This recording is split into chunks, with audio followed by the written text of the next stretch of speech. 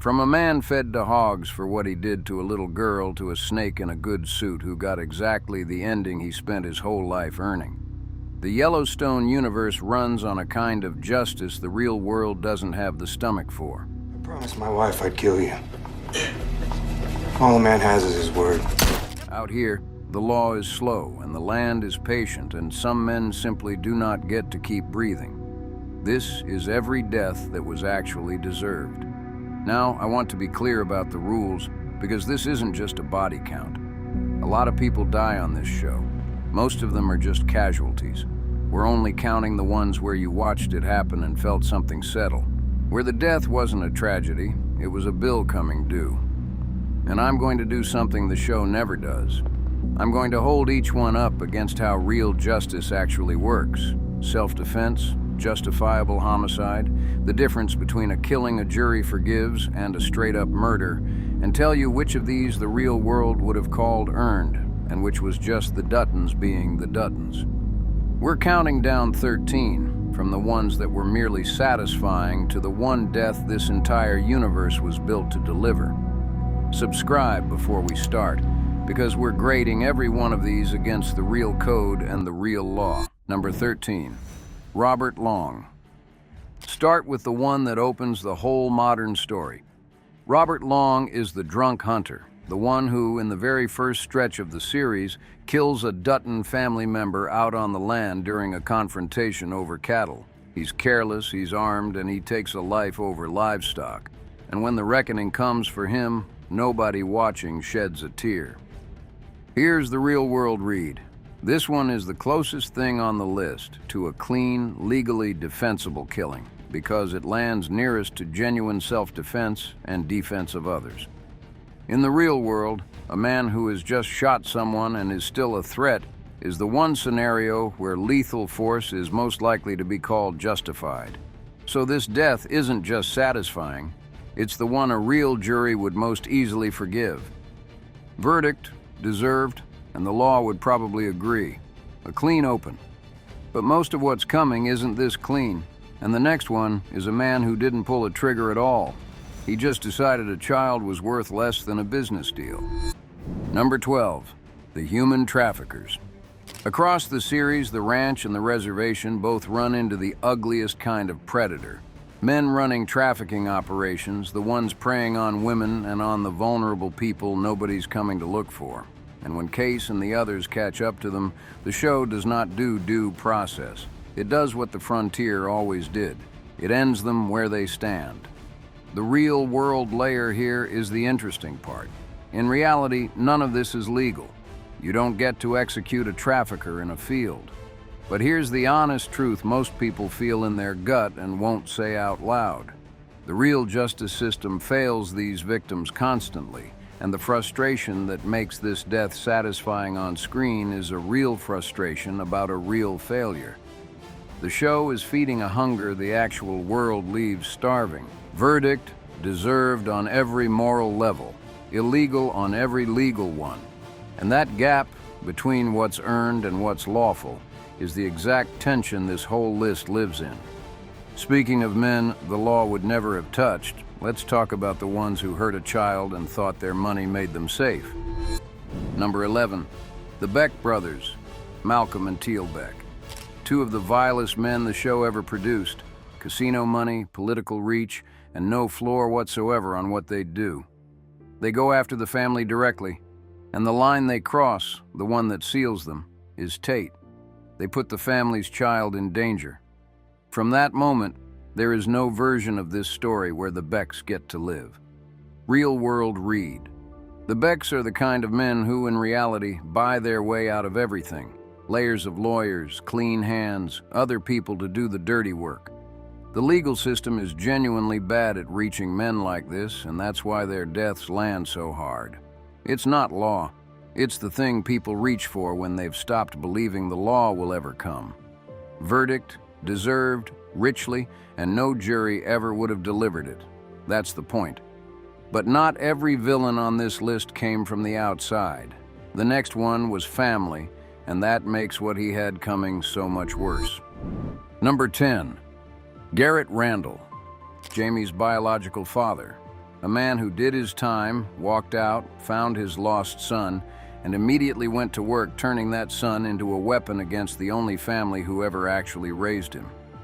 Garrett doesn't fire a gun himself. He whispers. He plants the idea. He talks Jamie into an assassination attempt on John Dutton, and he does it wearing the mask of a loving father. Here's the real-world weight of this one. In the real legal world, what Garrett does, soliciting and orchestrating a murder, is its own serious crime, whether or not the trigger ever gets pulled. He's not an innocent man caught in the family war. He is the architect of it. So when his death comes, it isn't a tragedy of a father lost. It's the removal of a genuine calculating threat. Verdict, deserved, though it cost the wrong person their soul to deliver it, which brings us to that person, because the man who killed Garrett is also on this list for a death of his own, and it's one of the most debated on the show. Number 9, the prison bus attackers. This is the one that tests your convictions, so let's do it honestly.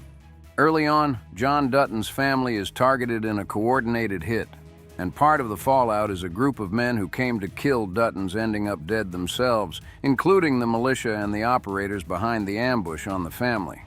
These are men who tried to wipe out an entire family in a single day. Real-world read.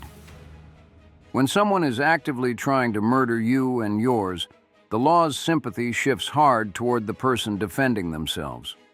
This is the category where real self-defense doctrine does the most work. You are allowed to meet a lethal threat with lethal force. Where the show goes past the law is in the cleanup afterward, the part where the bodies quietly disappear instead of becoming a police report. The killing might be defensible. The disappearing is not. Verdict, deserved in the moment, criminal in the aftermath.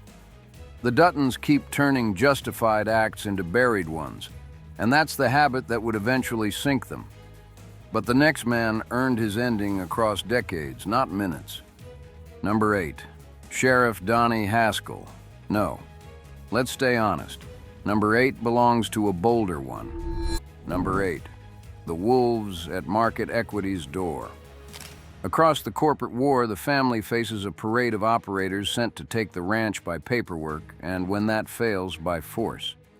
The ones who escalate from lawsuits to actual attempts on the family's lives, the hitmen, the fixers, the men who agreed to trade human lives for a land deal. The show disposes of them without ceremony. Real-world read. A hired killer has made a choice the law treats with almost no mercy, and public sympathy follows the same logic. Nobody mourns the man who took money to murder a family. But notice what the show is doing morally. It's drawing a hard line between the suits who fight with contracts and the men who fight with bullets, and only the second group ends up dead. Even Yellowstone's justice has rules. It kills the ones who chose violence first. Verdict, deserved, and cleanly inside the show's own moral code. But rules or not, some of the deserved deaths on this list are the ones closest to home. And the higher we go, the more it costs the family to earn them.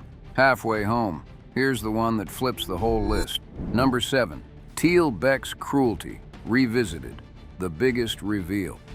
Here's the turn, and it's the thing that separates this show from a simple revenge fantasy. The most deserved deaths in Yellowstone are almost never satisfying in a clean way, because the show refuses to let you enjoy them without a cost. Every villain who truly had it coming took a piece of a good person with them when they went. That's the reveal at the heart of this whole list.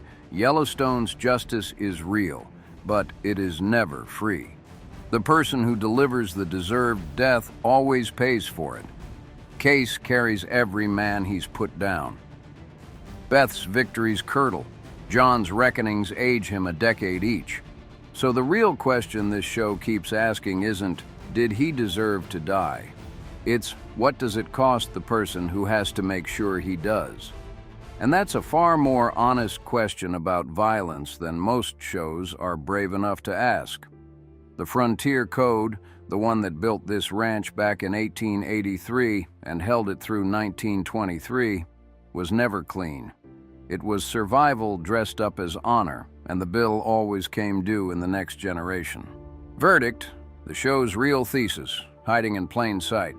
Deserved does not mean free. Now let's climb into the top 6, where the deaths get more personal and the price gets steeper. Number 6, Dan Jenkins. The first real outside threat to the ranch, the developer who partnered up to come at the Dutton land and thought money made him untouchable. Beth broke him first, but the end of Dan Jenkins comes at the hands of the larger war he chose to join. He waded into a fight with people who had been killing to keep that land for a century, and he did it in a suit, thinking it was a business negotiation. Real world read. Jenkins is genuinely the least deadly villain on this list. He's greedy, not murderous, and in the real world, greed doesn't earn a death sentence. This is where the show's justice and real justice diverge the most. A real Dan Jenkins loses a lawsuit. He doesn't lose his life, so this one is deserved only inside the brutal logic of the show's world, where choosing to come for the land is treated as choosing the war that comes with it. Verdict: deserved by the code of the ranch, not by the law of the land. The show and reality part ways here, and it's worth noticing which side you were rooting for. But the next death nobody argues about. Number 5. The men who killed for the reservation's enemies. Thomas Rainwater and Moe carry their own version of this justice, and the show gives the reservation the same hard code the ranch lives by. The men who come to exploit, to traffic, to prey on the people of Broken Rock, they meet the same end the Duttons deal, delivered by men just as willing to protect their own by any means. Real world read. What matters here is the show's honesty about parallel justice. That the ranch and the reservation, so often enemies, share the exact same belief that some threats can't be handled by a system that was never built to protect them in the first place. And historically, that belief is grounded in something real and painful. A justice system that failed Native communities for generations, documented and undeniable. The show didn't invent that distrust, it inherited it. Verdict: deserved, and rooted in a real history the show treats with more respect than most. Two very different families, one identical code. Now the top 4, the deaths that define the entire series. Number 4. John Dutton's enemies in the boardroom turned battlefield. By the later seasons, the war for the ranch stops pretending to be civil. The people who decide that the fastest way to the land is through the family's blood. They get met with everything the ranch has held in reserve for 100 years. These are the deaths where the show stops being a drama about ranching and becomes what it always was underneath. A story about what a family will do to hold ground they believe is theirs. Real world read. Here's the uncomfortable truth the show forces on you. In reality, the Duttons are not the good guys in this fight. They are a powerful family using violence to hold enormous wealth against every legal and financial challenge to it. The people they kill often have a legitimate claim to be there. The show makes you root for them anyway, and that's the most morally interesting thing it does. It puts you inside the frontier logic and dares you to notice you've stopped asking whether it's right. Verdict: deserved inside the story, deeply questionable outside it. And the show knows exactly what it's doing to you, which is why the last 3 are the ones that actually feel clean. Number 3, Malcolm Beck. The elder Beck, at the top of the whole operation. Where his brother was blunt cruelty, Malcolm was the brain, the patient, calculating one who signed off on going after a child and treated it as a cost of doing business. His death is one of the most earned in the entire series because there was never a moment of doubt about who he was. No tragic backstory softened him. No moment of humanity complicated him. He was simply a bad man who did the worst thing, and the show let the reckoning be total. Real world read. Malcolm is the rarest kind of villain, the one where even the real world's careful presumption of innocence instincts run out of patience. A man who orchestrates harm to a child and insulates himself behind money and power is exactly the figure the legal system most often fails to catch. The satisfaction of his death is the satisfaction of a failure being corrected the only way the show believes it ever gets corrected.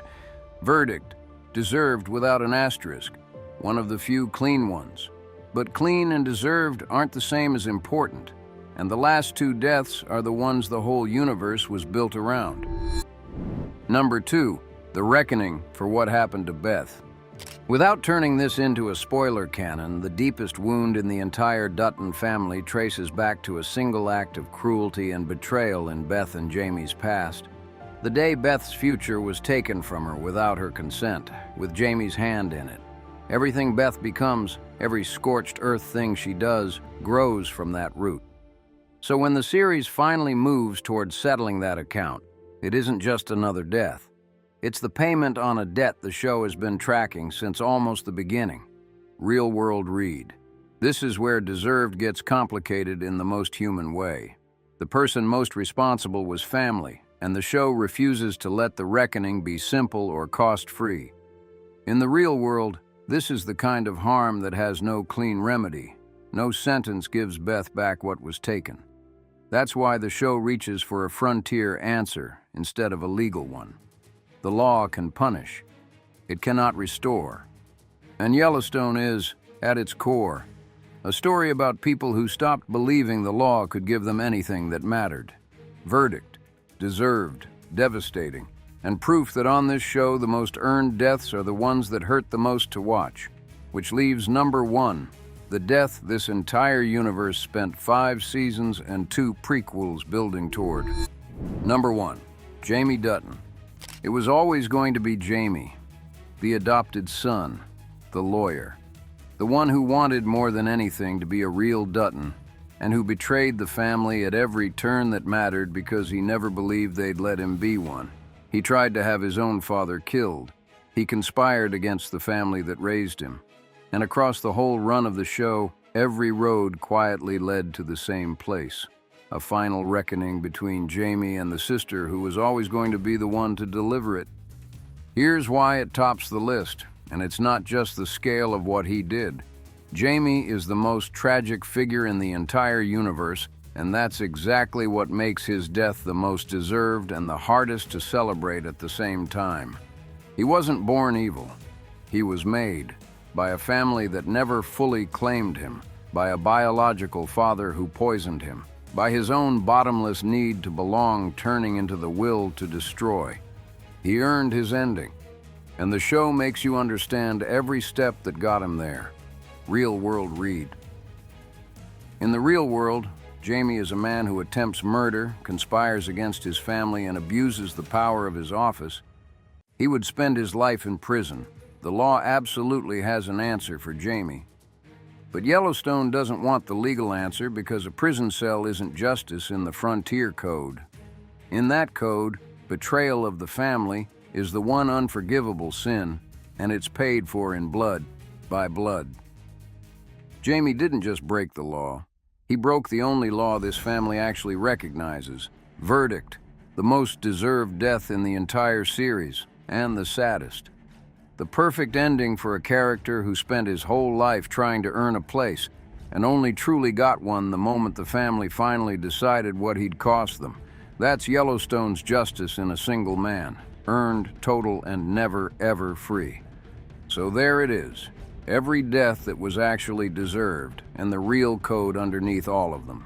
Here's what I want you to sit with. This show lets you cheer for a kind of justice the real world would call murder, and it does it so well that most of the time you don't even flinch. That's not an accident. That's the whole point of the frontier myth the Duttons are living inside, that out here, past where the law can reach, men settle their own accounts and the land keeps the score. So, tell me below, which one of these did you cheer for, and which one made you feel a little guilty for cheering? Because I've got one that still sits wrong with me, and I want to know if it's the same one for you. I'll see you out there.